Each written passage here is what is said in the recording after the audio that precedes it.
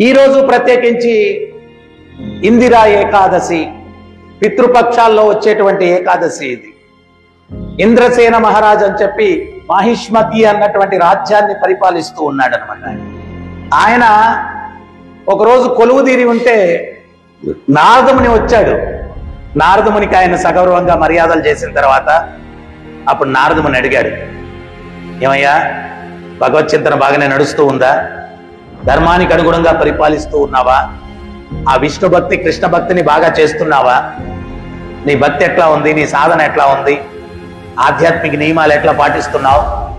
ఇవన్నీ నారదముని అడిగారు. అడిగితే, స్వామి మీలాంటి మహాత్ముల యొక్క అనుగ్రహం వల్ల ఏదో వీటన్నిటినీ చక్కగా చేసుకుంటూ ఉన్నాను, అన్నీ సవ్యంగా నడుస్తూ ఉన్నాయి.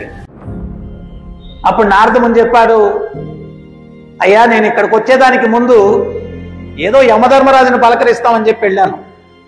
అక్కడ నేను ఎవరిని చూశాను అంటే మీ నాన్నగారిని చూశాను. ఆయన ఏదో పొరపాటున ఒక ఏకాదశి వ్రతాన్ని ఉల్లంఘన చేయడం వల్ల ఆయన నరకవాసుడయ్యాడు. మీకు సందేశాన్ని పంపించాడు.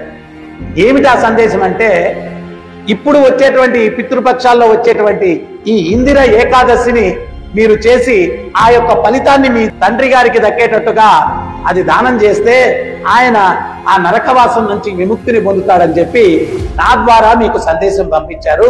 అందువల్ల మీరు మీ తండ్రి గారి యొక్క విముక్తి కోసం ఈ ఇందిర ఏకాదశిని చేయండి.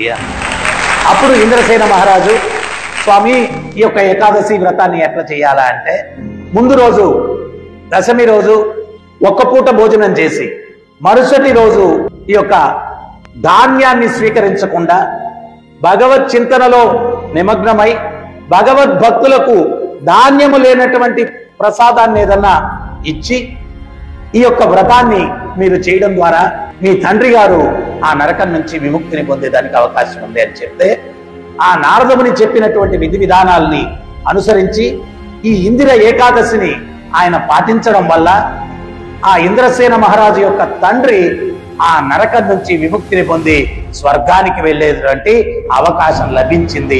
ఇది ఈ యొక్క ఇందిర ఏకాదశి యొక్క మహత్యం అని చెప్పడం జరిగింది.